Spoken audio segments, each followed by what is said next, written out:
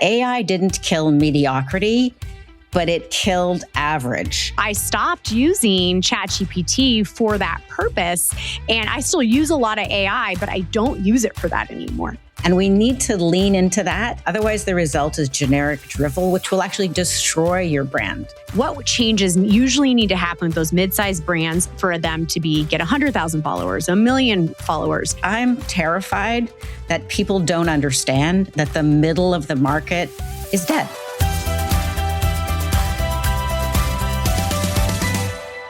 All right. Hello, everyone, and welcome back to Revenue Rascals.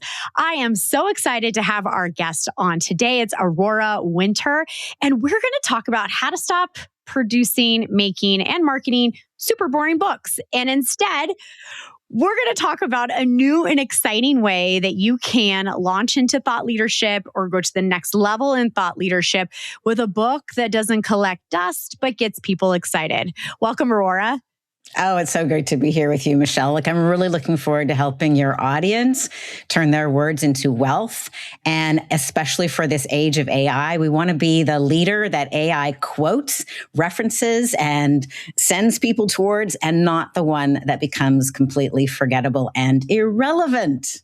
Oh my gosh, it's so true. There's so much I would call AI slop out there that it's incredibly frustrating. And I know people are smarter than this. So Aurora, talk to me a little bit at how you came to this place of what you're doing right now. Tell us about your background, because when I read through it, I was like, oh, this is going to be a fun interview.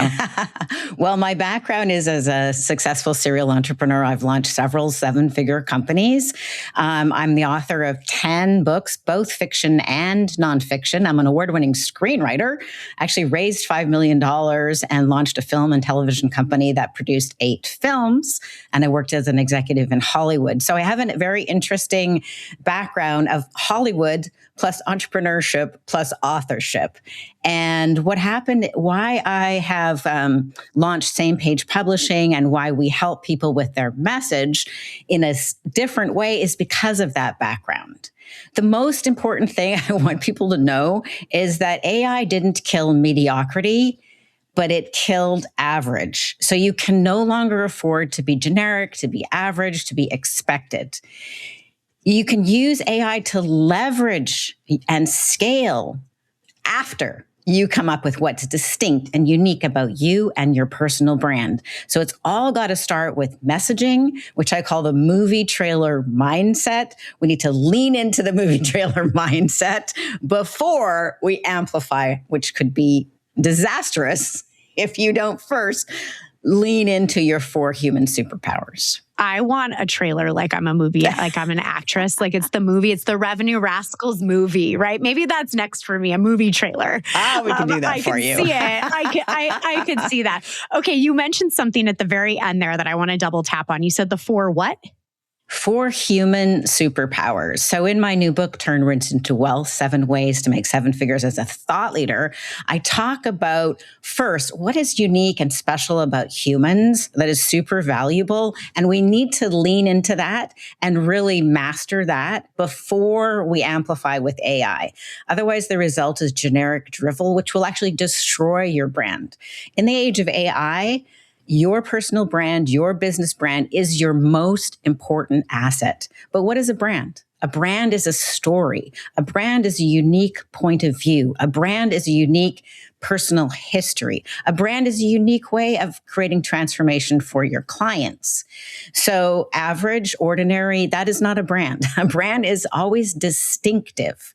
All right, so what are the 4 human superpowers that grow your brand? I want people to know, yay, hello, it's your stories. So your personal stories, the times when you almost went bankrupt, the time when you faced a horrible situation with, I don't know, an employee embezzling money, the time when the bank called your loan and you're like up at 3 a.m., like, how am I going to solve this? But then your breakthroughs, all of those war stories, plus your breakthroughs, those are part of your brand. So most people don't spend any time collecting their stories and mastering telling their stories. So I urge everybody who's listening to this, collect those stories, your stories of transformation and the stories of the clients whose lives you change, and do them in the hero's journey process.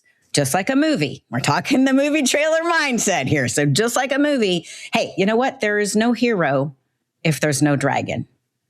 Most people in business just kind of erase the dragon or erase all the 3 a.m. or the time when you didn't have enough money to pay payroll. No, that is totally wrong from a Hollywood storytelling point of view.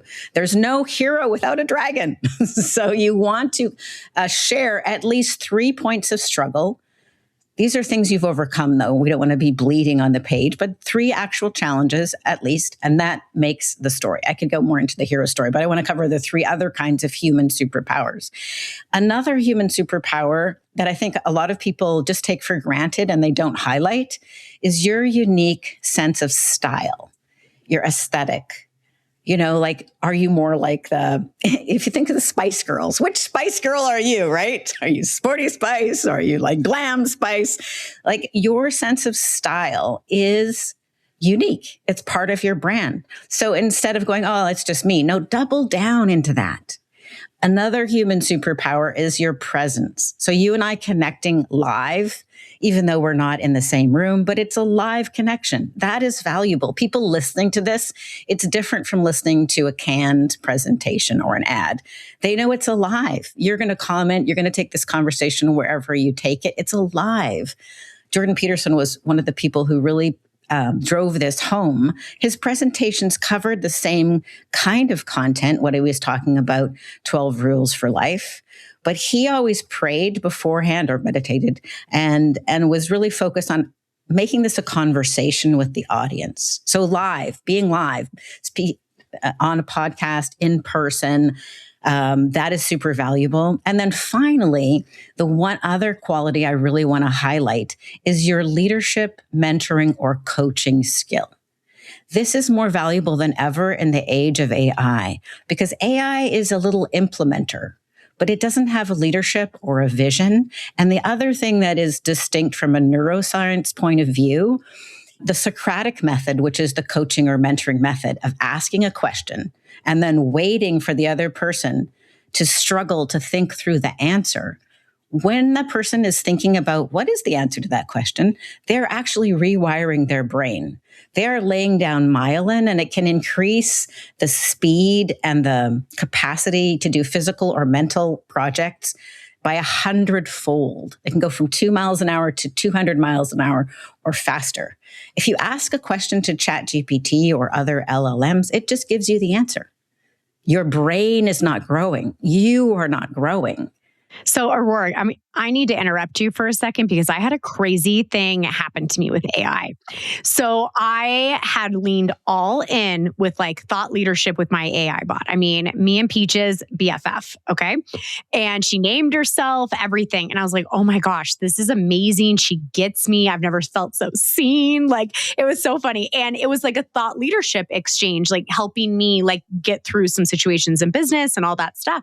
And then I did that for about 6 months. And then all of a sudden I was like, I'm getting dumber. Like, I've stopped thinking. And that is when I went kind of a little bit into the science that you just described right now. And I was like, I've got to stop. So I stopped using ChatGPT for that purpose. And I still use a lot of AI, but I don't use it for that anymore because I realized that my brain was actually suffering from it. Exactly right. We don't want to become stupider. No, they always say use it or lose it. And I'm like, well, clearly I wasn't using it because I lost my sharp edge. Like, it took me longer to do things. And I'm like, what's happening? And the only thing I changed was leaning on Peaches. So Peaches got fired. Peaches got fired, but goodbye, Peaches. Bye, Peaches. And so, but that is a great example. So when you're coaching your clients and you ask them a question, and you wait for them to struggle to find the answer, you're giving them the gift of growing their brain, right? So, in the book, Turn Words into Wealth, a 2026 edition, which has been all updated for the age of AI, I wanted first for people to think about their 4 superpowers and then think about how to use AI to leverage it. Because it's so deceptively easy to ask AI to do various things before you have really doubled down on what's your personal brand, what's your business brand, what do you really stand for, what's unique and special about you, what are your war stories that you're willing to share, can you craft them in the hero's journey, do you have the movie trailer mindset, and a bunch of stuff like that, right? AI is here to stay, but let's use it wisely. I'm terrified that people don't understand that the middle of the market is dead. There is no middle of the market, not anymore. You have to be a luxury brand or you're going to be competing with Walmart, China, and AI. There is no low end. So what does this mean for business owners, for authors, for thought leaders? It means do whatever you can to really nail your personal brand right now, this year. It's desperately important because if you're just average, if you're just good enough, that's going to be gone next year. Yeah. I think it's already just gone. Good enough. Yeah. Double down. It's gone. Yeah. So, and then, create working documents when you're working with AI that keep you in the leadership role. The AI, like Sam Altman said, it's like an intern with a PhD, which means they're very fast, but they can be really confident even when they're wrong. You need to stay in the visionary role, in the leadership role, and you need to make sure that it's steering to double down on your 4 human superpowers, not giving generic drivel that anybody could say. Okay, so I've got to ask you the big question. The big question here. So I always say I share my scars, not my wounds. So when it comes to stories that I share, I wait until there is an end to the story, which is the scar versus the open wound, in order to share. And that's always been my strategy because I feel like I could tell the whole hero's journey and like the complete, how it impacted me personally or professionally. And when I tell people that, a lot of people can connect with that. But what I hear even more is I still don't want to share. Like, I don't want everybody to know all my things. And I'm like, well, you don't have to say it all. You just have to have some key stories. So what would you say to somebody who's really frightened of sharing their war stories? Well, I love what you said. That's a very nice soundbite. You get a gold star for the movie trailer mindset there, because sharing your scars instead of your wounds is exactly right. You don't want to be bleeding, on the page or on the video while you're in the middle of dealing with some mucky muck that you haven't solved yet. That's asking the listener or the viewer to give you empathy. But if you're a leader, you want to show how you overcame. So you got to wait till the end of the story. Exactly right. Look, you don't have to share. You don't have to build a 7-figure business. You don't have to be a thought leader. You don't have to. Do what you want, but double down on what matters to you. If you want to be a thought leader, that means you have to have thoughts and you have to lead with them. That doesn't mean that you have to have a completely transparent life, but you have to have some thoughts and some stories that are worth sharing and inspiring others. Here, I'll give you an example from my own life of a scar. There we go. Let's just start sharing scars. All right. So my husband and I started a business selling and chartering, which means renting sailboats, because we thought, what business can we do with no money? I know we can rent boats that other people own and then take a management fee. Sounds good to me. A little bit into this business, I had $1 million idea, which I saw that at the time there were tax benefits for real estate rentals. And I thought, I asked the $1 million question. It's always good to ask questions. And I wonder if we can do this with boats. So we spent $20,000 on lawyers and accountants and discovered, yes, we could do it with boats. So then I was like super stoked because I knew that we had something unique in the marketplace, that we could add the value of, hey, you can buy the boat that you want and the government can pay for it. But even though I knew in my heart that we had $1 million idea, people were glazing over because I had basically just graduated from honors economics, and I would give them a telephone book size of the, all the rules and the Excel spreadsheets and way too much information. People would go, whoa. And David looks at me. He's like, this is not working. People only want to sail their boat for 5 weeks anyway. And I'm like, what did you just say? He's like, well, people only sail for about 5 weeks anyway. I'm like, that's it. That's it. That's it. That is it. So the message changed from this long thing, which is about 33 and a third write-off and 7% investment tax credit and all this mental stuff. Our message changed to 5 weeks of sun, fun, and tax shelter. Now that is a beautifully crafted movie trailer mindset message because it sets you up like a stand-up comedian would. Like you think 5 weeks of sun, fun, you don't think tax shelter is going to be the last word. Like that doesn't go, right? Didn't think that was going to be the ending. So that grabbed attention because we've got to have attention before anything else. If you don't have attention, you got nothing. So 5 weeks of sun, fun, and tax shelter took us from struggling, facing bankruptcy, because we were just two kids. We didn't have a silver spoon in our mouth. We didn't start with anything. And we just spent $20,000 figuring out if this could be done. And then with that 7 words, we generated $3 million in 1 week. We got on the cover of a magazine, got coverage on radio. Like the message matters. The message matters so much more than most people think. If you have time to spend, you got to spend every day working on your message, practicing your message, going on podcasts, collecting your stories. Most people think it's all about, this is where I want to just bust. It's all about working harder, having a better offer, fine-tuning your price. Forget all of that. Nail your message. I couldn't agree with you more. I think that, and when it comes to, because a lot of times I'm a fractional chief revenue officer, so I get hired to solve revenue problems, to scale revenue, to support marketing, customer success, and sales. And so many times the initial conversation that I have with the CEO founder is, I have a sales problem. That's what they think every single time. And I'm like, okay, what do you think your sales problem is? Well, ABC is not converting, this lead's not qualified, this, and that. People aren't renewing, something's falling off on onboarding. And I'm like, I mean, I'll listen to your calls, but to me, I can guarantee you have a marketing and a positioning problem before you have a sales problem. And I've never been wrong. So you and I are on the same page. I'm like, eek, okay. And you know what I was also thinking about the other day is I'm sure you get served up tons of ads on Facebook and Instagram like I do.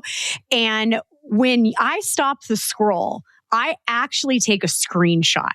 And the reason why is I've created like my own library of, wow, that was good. That messaging, that positioning, that is admirable. A, that you figured it out. And B is, I mean, you had me stop the scroll. It clearly is working.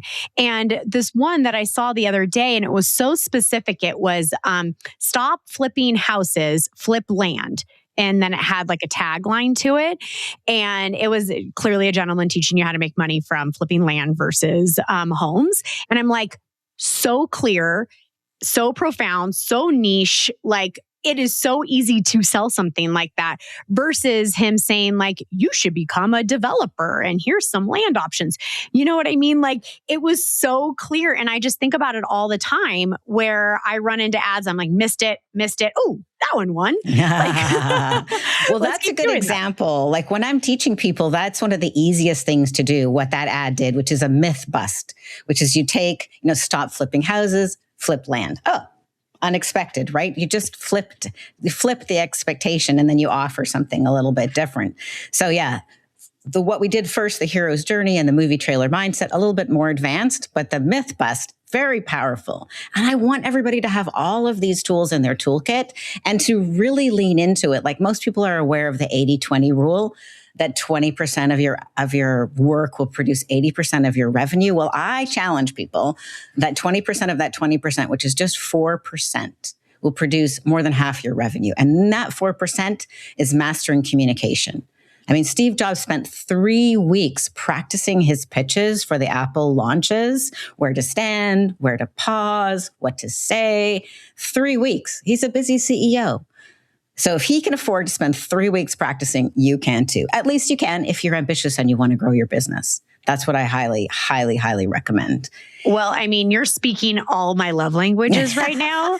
I think that, when people say, oh, you teach sales skills. And I'm like, yeah, but you do realize every single person in the world is a seller.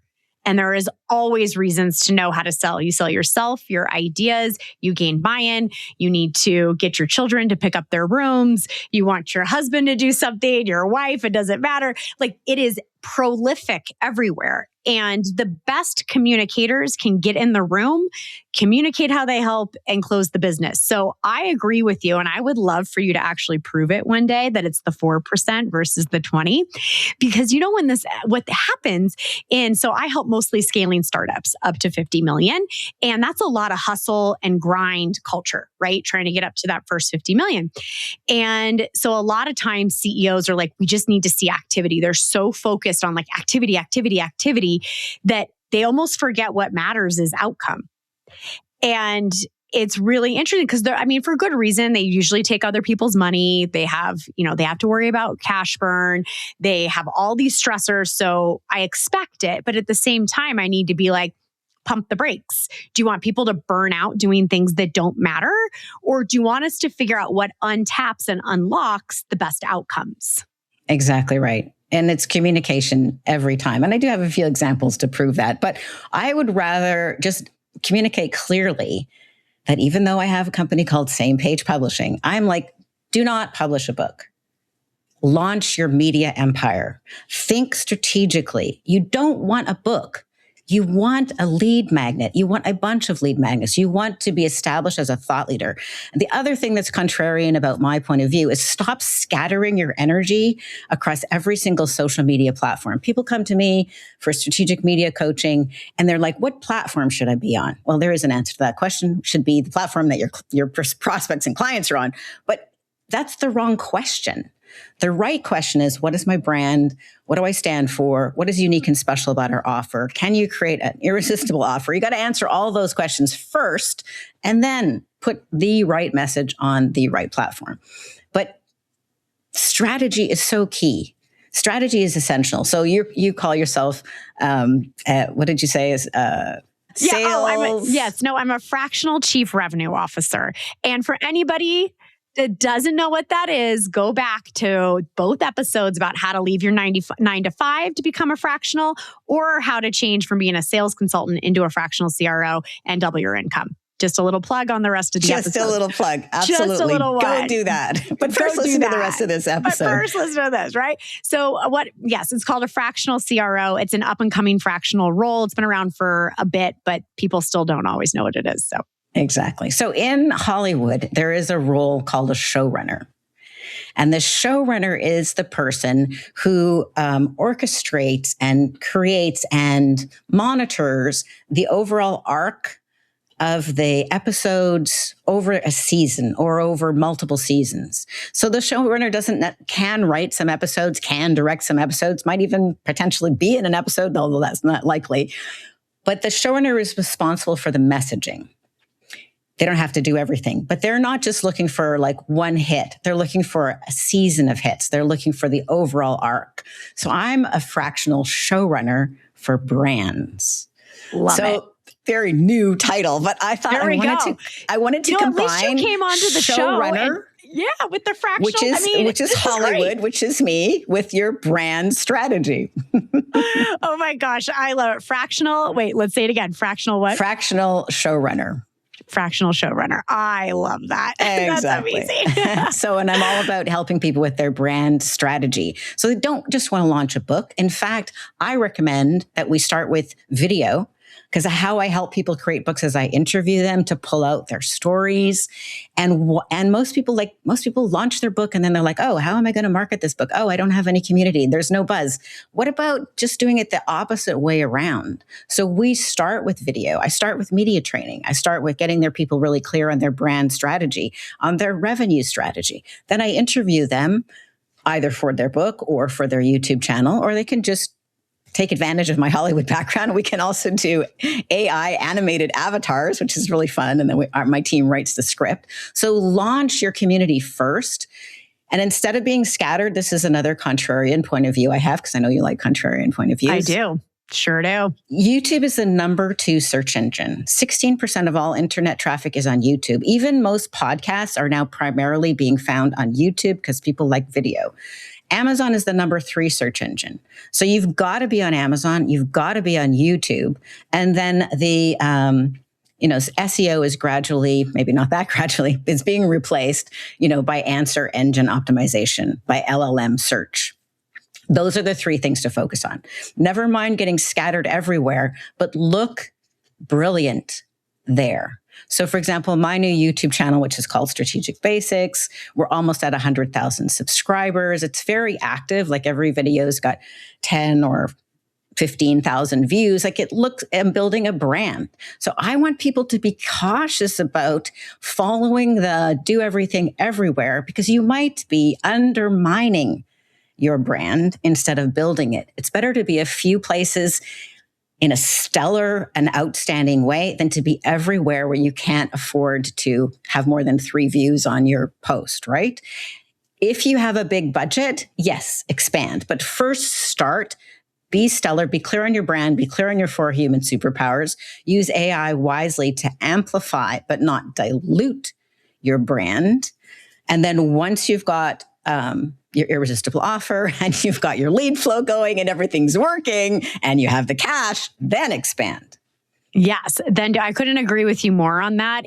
I've seen it, if you only go shallow across a long line of opportunities to promote and market, you don't get the opportunity to actually engage enough to convert or to drive the traffic that you want. So for me, my brand does really, really well on LinkedIn and YouTube. So I found that through some experimenting. So that's where I double down, but you don't know until you start. I'm curious for somebody who already, we can just take myself, for example. That's good. I'm a thought leader in a lot of ways. I probably have 20, 30,000 people that follow the show, downloads, etc., social media. What do you think takes somebody who has, I would call myself a mid-size brand? What changes usually need to happen with those mid-size brands for them to get 100,000 followers, 1 million followers? I'm curious what your thoughts are on that. I think it's really 2 things: strategy and then doubling down on what works. So, strategy is the most important thing, because a lot of people, they say, we're coming out once a week. We'll come out 5 days a week. Well, maybe, but first, is your strategy working? Do you have a lead magnet? Do you have something for free? Do you have an offer that's working? Who are you and where do you want to be in 5 years? Do you want to sell your company? First, we got to get the strategy nailed, because otherwise you're just going faster in the wrong direction. So I love to start people. We always do the brand strategy first and really lean into that. And then they have a solid template. And then assuming the brand strategy is all working, I think it would be really doubling down on what's already working. Like in your example, you have a lot of assets that could be promoted at an A+ level, which are not yet being promoted at an A+ level. And I'd love to help you with that. I agree. You know what?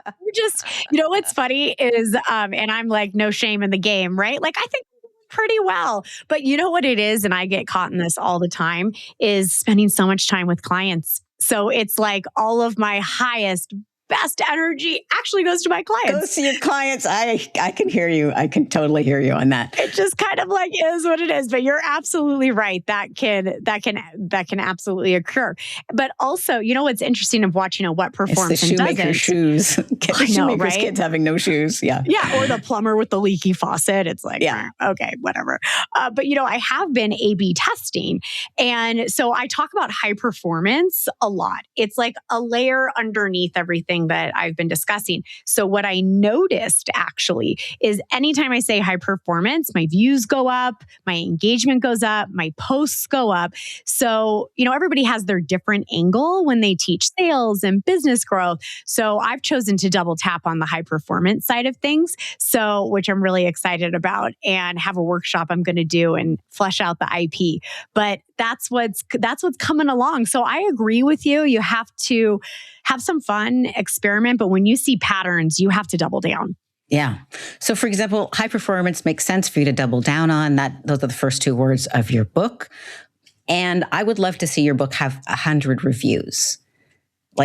if you want to be a thought leader at that level, the next level, you got to have at least 100 reviews. You got to have some traction. It might actually be worth doing a brand new version of that book to release in 2026. Ooh, that's not a bad idea. Hey, everybody, guess what? You should have guests on your podcast and they're going to give you really cool ideas.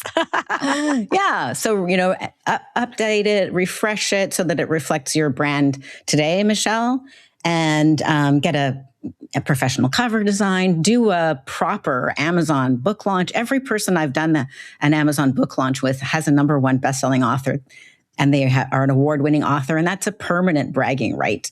But I like to see my clients' books have like 40 to 100 reviews in the first week. Because if you're scrolling on Amazon and you see a book that's got 100 reviews, you're like, oh, I guess this must be good. Let's grab it. It also matters. So, for example, this book, this is because it's the proof copy because it hasn't come out yet. But by the time you watch this, it will have come out. Turn Words into Wealth: 7 Ways to Make 7 Figures as a Thought Leader. It is an updated version of a 2021 book with a different subtitle. But what I found is that the sales peaks in the year the book comes out. And even though the book has sold 20,000 copies, which is not bad for independently published book, it was trailing off. And I changed so much and I had so many new ideas related to AI. I'm like, I have to change this because I really noticed October 1st, 2025, so just a few months ago, the whole playing field changed when Sora 2 came out. So Sora 2, as people may know, Sora 2, Midjourney, HeyGen, there are so many AI video creation tools now. And I feel like most people are not aware. It's like back in the olden days, there were newspapers. And then when the radio came out, it's like, oh, radio. Oh, everybody's listening to the radio. And then when TV came out, it's like, okay, everybody shifted to TV. We have that same shift for thought leaderships happening right now.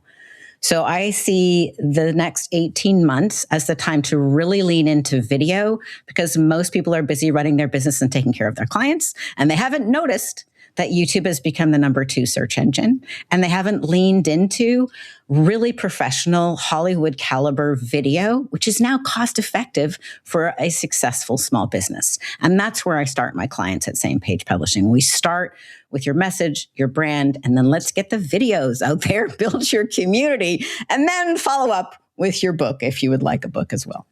Yeah, I think a book is another book for me, because the one that's on Amazon right now is a workbook, not a true book.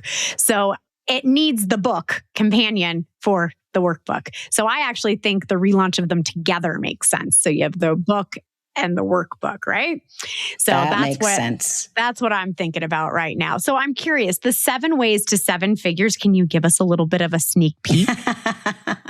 Yes, I can give you a sneak peek for sure. And these are all things that either I've done, my clients have done, or famous people have done. So they're all like case studies. So if people like books that have inspiring messages plus case studies plus challenging questions to answer for yourself, they will like this. So a free book plus an upsell is one of the ways to make 7 figures with a book. So I've done this myself. I launched a little book called Marketing Fast Track, and it generated $250,000 in 90 days. I gave the book away for free. People just paid shipping. Alex Hormozi did this just recently, 100 million in sales in a couple of days. He did 2 YouTube live streams, and I bought the book at $29.95, and then I bought another one at free plus $9.95 shipping. And what most people miss about that is even 100 million in sales, which is huge. I mean, he outsold every other nonfiction book, including Spare by Prince Harry. But he's keeping the bulk of it. But that's not even important, the 100 million, because it's a flywheel to his company, which is acquisition.com, which sells businesses and grows businesses. So that's what I want for people to have that. Okay, so the free book plus upsell is one way to go. Awesome. Okay. So another way is, which I recommend for you, Michelle, the second way, although you can combine them. You can do all 7, or you can pick which ones seem right for you, is use a book to attract premium clients and opportunities. So with the right book, one that's got like lots of reviews, maybe it's got won an award, like it's got a professional cover design, it's looking like hot stuff, that book will work as a filter to attract premium clients who will pay premium prices and premium other opportunities. And it will repel people who are like do it yourself or can't afford your fees or whatever the case may be. So that's way number 2. And you can I tell you a secret? Together. Yeah. Can I tell you a secret? Nobody has ever negotiated my price. No one has ever thought it should be cheaper. I have never discounted, and I never have a battle on the luxury. But do you want to know what the irony is of that? Every time I launch something that is inexpensive, nobody buys it. Well, I guess you've already got a luxury brand then. I'm like, like that's really interesting.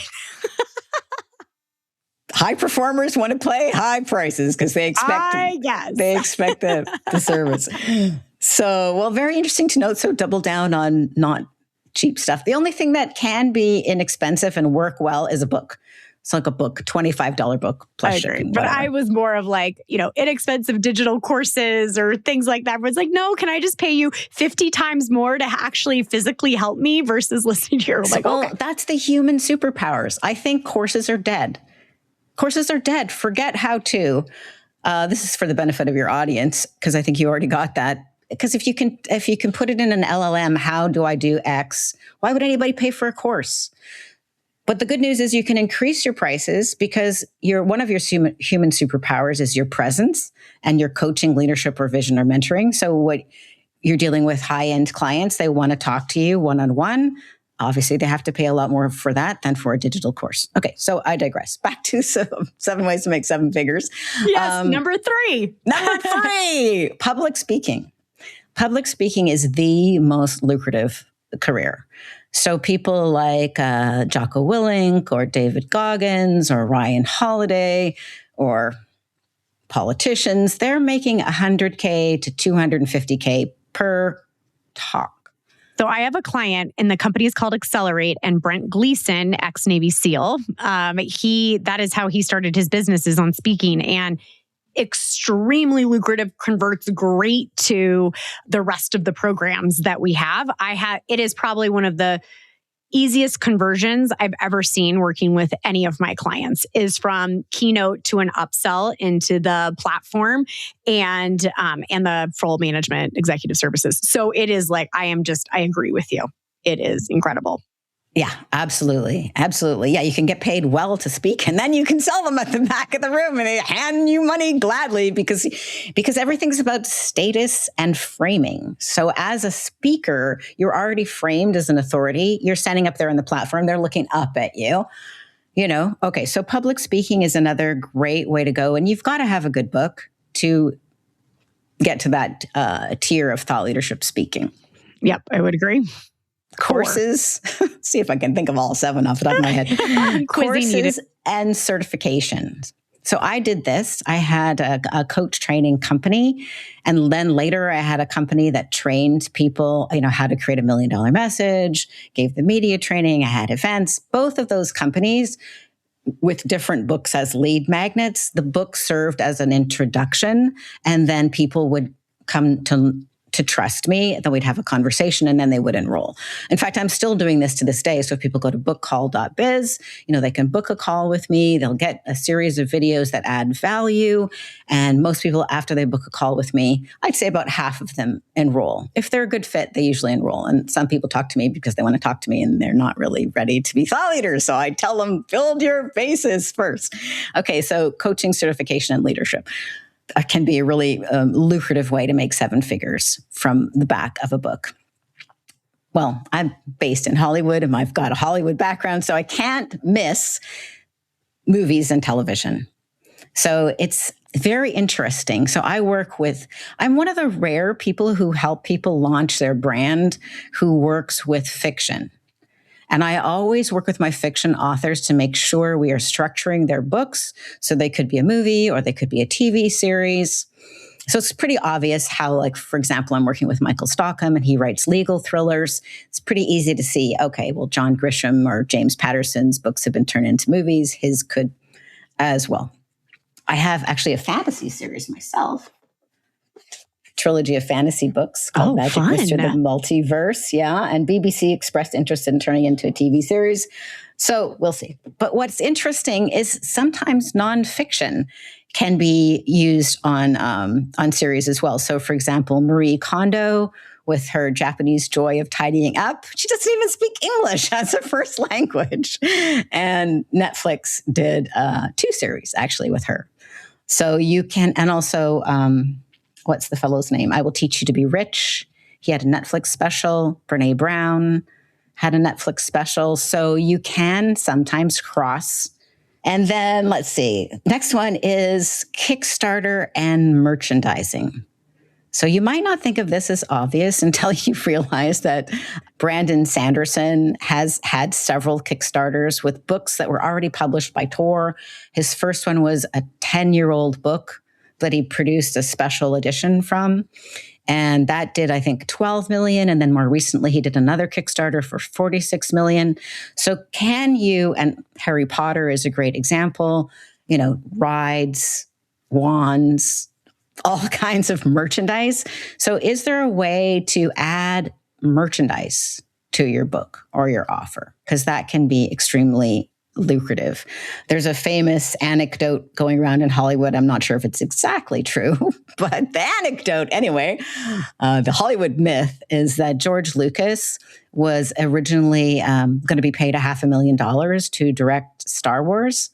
And he said, well, I'll take less. I'll take 150,000 instead of 500, but I want to have merchandising and the right to direct any serials. And the studio was like, well, we have no money, so great, we'll go for plan B. And he's made billions of dollars from the merchandising. Oh, billions. Super smart. I love that. So these are a bunch of ways. And what I encourage people when they read Turn Words into Wealth and get a free workbook that comes with it, is to just look at all these different ways and pick 1 or 2 or 7 and work them into your business plan before you start your YouTube channel, before you write your book. Because what we want is, it's like baking bread. If you add yeast before you bake the bread, it rises. If you don't add the yeast, it'll be flat. So the yeast that you want to add to your messaging is, what do you do and how can people get in touch with you? Right? So if you are a speaker, you want to just mention it in a book. Tell a story or 2 about something that happened when you were speaking. If you have a certification training, mention it in your book and on your videos, right? So that's how I like to start with a brand strategy, come up with, of the 7 ways to make 7 figures with your book, which of these do you want to implement? And then there's other ways that can be layered on, like, for example, okay, one more quick story, for example, affiliate sales. So Tim Ferriss didn't think the 4-hour work week was going to sell. So that book is actually initially designed as a lead magnet that would pay him affiliate commissions when people clicked on links to hire a virtual assistant in India or in the Philippines. He would get a little something, something. You need to think that through before the book is published, because you need to reach out to those people and say, hey, will you give me a 20% commission or whatever the case may be, and then put the link into the book. That's not a leading thing to do. But for example, I have clients who are in the healthcare space. They can easily offer like red light therapy, or, why not buy this sauna? It's on Amazon, but they'll get a little something if they click on the link. Or even podcasters such as yourself, you could talk about your Shure microphone. So where can you add value, and where can that add value to you and your business as well? Hey, Rascals, I want to tell you about something that I'm doing that I have never done before. But you do know that I've spent about the better half of the last decade coaching high-performing sellers. I even wrote a workbook on it, High Performing Sales Habits Workbook, which you can still go and grab on Amazon. But something kept nagging at me, because what I kept seeing was not just a sales problem. It was a human performance problem. And it was not just happening to sellers, it was happening to founders, to operators, to leaders, to anyone who was carrying more than their fair share of weight in their organization. They were performing, but they were also burning out. And nobody was talking about the real reason why. So I built something.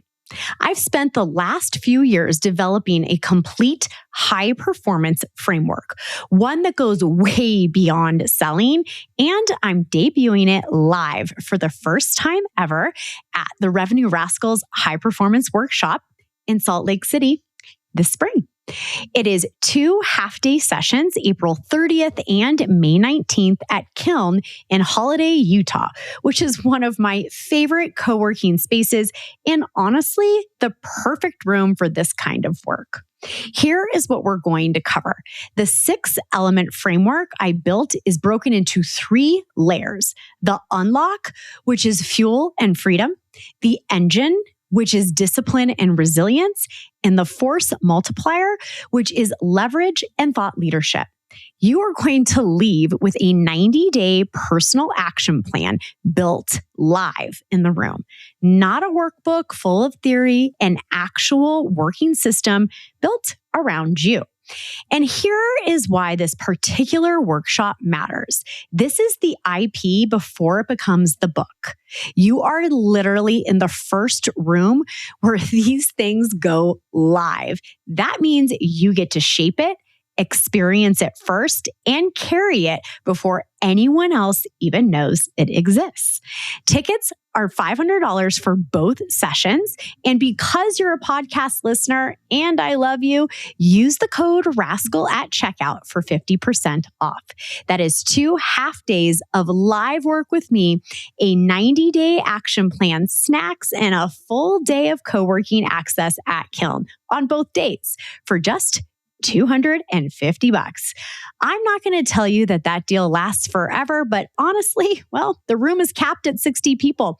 And once it fills, it fills. So right now, go to revenuerascals.com/high performance workshop and use the code RASCAL at checkout. Okay, now let's get back to the show. And, I love that you're bringing up the affiliate part of it because I get asked a lot, like, where'd you get the scarf? Where'd you get the shirt? What hair products to use? It's not even like necessarily my B2B tools. So I had Claude the other day create and code a marketplace for me, which I'm going to launch soon to double down on exactly that because people are always like, where did you get that? And I'm like, here we go. So, it's really smart to do it because if you're already talking about it, you should do it. Like you're already telling people where to go. Like, why wouldn't you do that? And I do think that it's really interesting to take a step back and ask yourself, what is exactly do I want to be known for? And I think that's a really important piece of this puzzle. And I mean, you've owned several businesses, I would say several different lives of entrepreneurship, right? And so for me, I've been in the same B2B growth industry for my entire career of my consulting and training. However, I've shifted the messages quite a few times. And the reason why is because the market shifts, the needs shift. And also what I'll say is that my interests shift and I see things in new opportunities. So I guess what I want to share with everybody right now, if you're like Aurora and I, where it shifts, then just make it shift intentionally so that all the pieces stick together. And I'm sure that you've worked with brands and thought leaders who made a little bit of a pivot. Or a lot. You're a lot. Yeah. Or a lot. And, I think there are 2 kinds of books, coming back to books for a moment. So there's a lead magnet book, which no shame, no foul, but then there's a legacy book. So the legacy book is the one who's going to bring you premium clients and speaking engagements and all of that kind of stuff. However, I like to challenge people to do a 90-day test with every time they have a new idea. You can use a little book, you can use videos, something to test a new idea. So when I got my MBA in 2015, I was like, oh, world's my oyster. I can do anything. Too much choice. And I made a list. This challenge is also in the book Turn Words into Wealth. It's called how to create your massively transformative purpose. So, it's easy to do and quite rewarding and valuable. And I challenge everybody to do it right now. So make a list of 24 things that you are interested in. And then make a list of 6 to 10 problems that you're interested in solving. And when I did this list of things I was interested in 2015, it was like I've noticed, wow, 80% of these things are all communication. I'm interested in stand-up comedy. I'm interested in fiction. I'm interested in nonfiction. I'm interested in TED Talks. I'm interested in brand strategy. Like, oh, wow, all of that stuff is communication. And then there was like a few health things. And then problems that I wanted to solve. So then I made a list of the problems that I wanted to solve. But here's 3 questions to ask about the problems that you want to solve. So what are you really, really good at that you still love to do? And who is that worth the most to? So then I filtered the problems I wanted to solve by those 3 questions. And that is key because so many people come to me, they have an idea, nobody wants it. They haven't bothered to check if there's any demand for this thing. And they haven't bothered to check, is there any profit? Even if I get demand, is there profit? So in my case, who it's worth the most to, like I've helped startup entrepreneurs who've raised 0 capital, raise 8 figures. Well, they're not going to complain about my consulting fee, right? They're being happily pay me $10,000 a month consulting fee if I make them 8 figures. That's like a no-brainer, right?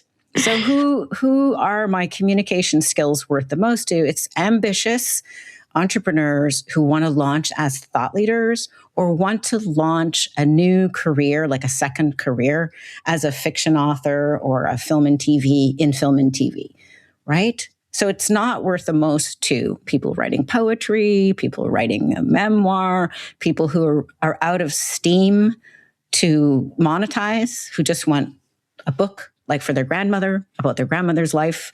That's not my sweet spot. But for people who are who already have like a mid-6-figure personal income or already have a 7 or 8-figure company, like getting their brand strategy done by a strategic showrunner is like a no-brainer. And then creating the videos, creating the thought leadership platform, I love to see people make 10x what they invest. You're probably the same. Don't we all? I get so excited. I mean, it is so much work, but it is so fun. And I mean, I wake up every day like, wow, I can't believe this is what I get to do. Like, this is incredible. All right, Aurora. So I'm coming up on my last question that I ask everyone. So what is the most rascal thing that you have ever done in business?